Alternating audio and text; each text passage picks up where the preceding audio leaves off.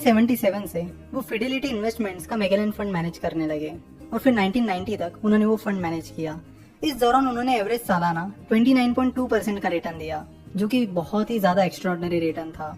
और जब तक मिस्टर पीटर लिंच उस फंड को मैनेज कर रहे थे, वो फंड उस समय दुनिया में सबसे ज्यादा रिटर्न देने वाला फंड बन गया। 1977 में जब उन्होंने वो फंड मैनेज किया था, तब वो $18 मिलियन मैनेज कर रहे थे, और जब उन्होंने वो फंड छोड़ा तब तक वो अमाउंट $14 बिलियन तक पहुंच गई थी। यानी उस फंड का एसेट अंडर मैनेजमेंट 13 सालों में $18 मिलियन से $14 बिलियन हो गया था। तो अब बात करते हैं मिस्टर पीटर लिंच की इन्वेस्टमेंट स्ट्रेटेजी के बारे में। मिस्टर पीटर लिंच की मेन स्ट्रेटेजी ये है कि invest in what you know, यानी जिन चीजों के बारे में आपको पता है अब उससे रिलेटेड कंपनीज में इन्वेस्ट कीजिए। फॉर एग्जाम्पल, अगर आप IT सेक्टर में काम करते हो और आपको IT इंडस्ट्री से रिलेटेड बहुत अच्छी जानकारी है, तो आपका पहला फोकस ऐसे IT कंपनी पर होना चाहिए जो आपके हिसाब से बहुत अच्छी सर्विस दे रही हो, जिसके प्रोडक्ट्स बहुत अच्छे हो और जो आगे बहुत अच्छी ग्रोथ दिखा सकती हो। फिडेलिटी इन्वेस्टमेंट्स के किसी मैनेजर ने एप्पल के कंप्यूटर मंगवाए थे, जिसके बाद मिस्टर पीटर लिंच को एप्पल के बारे में और एप्पल के कंप्यूटर्स की क्वालिटी के बारे में पता चला। आगे चलकर उन्होंने उस कंपनी का एनालिसिस किया तो उन्हें पता चला कि एप्पल आगे बहुत अच्छा ग्रो कर सकती है, जिसके चलते उन्होंने एप्पल में इन्वेस्ट करके अच्छे खासे रिटर्न्स कमाए थे। एक फूड डिश खाने के बाद उन्हें टैको बेल इस कंपनी के बारे में पता चला। अगेन वो उसका एनालिसिस करने लगे और जब उन्हें लगा कि इस कंपनी में अच्छा खासा पोटेंशियल है, तो उन्होंने उसमें इन्वेस्ट करके अच्छा खासा रिटर्न कमाया। तो इस तरह की स्ट्रेटेजीज वो अप्लाई करते हैं। कई बार इस तरह का एनालिसिस करते समय उनको अच्छी अच्छी कंपनीज पता चलती है, जिसके बाद नेक्स्ट स्टेप उनकी ये रहती है कि उसका फिर वो क्वांटिटेटिव एनालिसिस करते हैं, जिसमें कई सारी कंपनीज रिजेक्ट भी हो जाती है। तो मिस्टर पीटर लिंच की मेन इन्वेस्टमेंट स्ट्रेटेजी है GARP, यानी growth at A reasonable price. यानी वो ऐसी कंपनीज को देखते हैं जो अच्छी खासी ग्रोथ भी दिखा सके और साथ ही रीजनेबल प्राइस पर अवेलेबल हो। तो mister Peter lynch growth at reasonable price कैसे चेक करते हैं? तो उसके लिए वो एक फॉर्मूला यूज करते हैं जिसका नाम है PEG रेशो। चलो तो देखते हैं कि ये PEG रेशो क्या होता है। PEG रेशो का फॉर्मूला है price to earning ratio divided by growth rate. तो प्राइस टू अर्निंग रेशो क्या होता है ये हम सभी को पता है। प्राइस टू अर्निंग रेशो एक वैल्यूएशन रेशो है, जिसकी मदद से कंपनी का वैल्यूएशन निकालने में मदद होती है। अगर किसी कंपनी का प्राइस टू अर्निंग रेशो बहुत ज्यादा है, तो ये माना जाता है कि या तो वो कंपनी ओवर वैल्यूड है या फिर उस कंपनी के फ्यूचर पर लोग बहुत ज्यादा ऑप्टिमिस्टिक हैं। सिमिलरली, अगर किसी कंपनी का प्राइस टू अर्निंग रेशो कम है या फिर बहुत कम है, तो लोग मानते हैं कि या तो वो कंपनी अंडर वैल्यूड है या फिर उस कंपनी के फ्यूचर पर लोग ऑप्टिमिस्टिक नहीं है।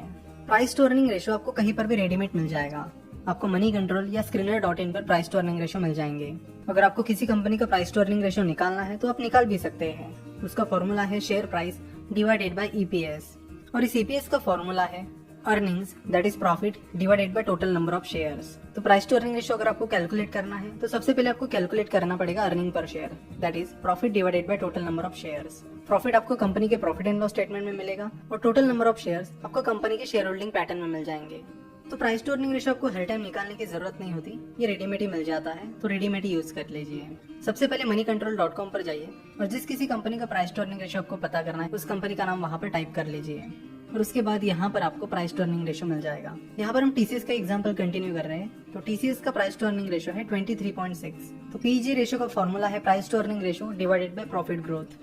प्राइस टू अर्निंग रेशो तो हमें पता है, अब प्रॉफिट ग्रोथ रेट हमें पता करना है। अब कंपनी का प्रॉफिट ग्रोथ रेट पता करने के लिए आपको कंपनी का एनालिसिस करना पड़ेगा। अगर कंपनी का डीप एनालिसिस करने के बाद आपको लगता है कि कंपनी का प्रॉफिट आने वाले सालों में सालाना 17% से बढ़ सकता है, तो यहाँ पर प्रॉफिट ग्रोथ रेट में आपको 17% लिखना है। तो जहाँ तक TCS की बात है, तो हमें लगता है कि TCS का जो प्रॉफिट ग्रोथ रेट रहेगा वो 10% रहेगा। So price to earning ratio है 23.6 डिवाइडेड बाय 10, जिसके बाद PEG रेशो निकल कर आता है 2.36। जब PEG रेशो 1 से कम होता है तब ये माना जाता है कि वो एक अच्छी बात है और वो कंपनी रीजनेबल वैल्यूएशन पर अवेलेबल है। वही अगर PEG रेशो 1 से ज्यादा है तो ये माना जाता है कि उस कंपनी का वैल्यूएशन उसके ग्रोथ के हिसाब से ज्यादा है। तो PEG रेशो में कंपनी का वैल्यूएशन उसके ग्रोथ के हिसाब से निकाला जाता है। अगर कंपनी आने वाले टाइम में अच्छी ग्रोथ दिखाने वाली है तो उस हिसाब से उसका वैल्यूएशन देखा जाएगा। प्राइस टू अर्निंग रेशो का मेन ड्रॉबैक ये है कि प्राइस टू अर्निंग रेशो हमें करंट प्रॉफिट के बेसिस पर कंपनी का वैल्यूएशन बताती है। वही PEG रेशो हमें कंपनी के फ्यूचर प्रॉफिट के बेसिस पर उसका वैल्यूएशन बताती है, जो कि ज्यादा इंपॉर्टेंट है। इसलिए अगर आप कभी कंफ्यूज हो कि PE रेशो यूज करें या PEG रेशो यूज करें, तो ज्यादा ध्यान PEG रेशो पर दीजिए। तो PEG रेशो में ऐसी कंपनीज पता करने में मदद करता है जो अच्छी ग्रोथ दिखा रही हो और सही वैल्यूएशन पर भी अवेलेबल हो। तो ये एक बहुत ही अच्छा फॉर्मूला है जिसे आप यूज कर सकते हैं। तो मिस्टर पीटर लिंच ने सही कंपनीज ढूंढने के लिए और उनका वैल्यूएशन पता करने के लिए हमेशा PEG रेशो का यूज किया है।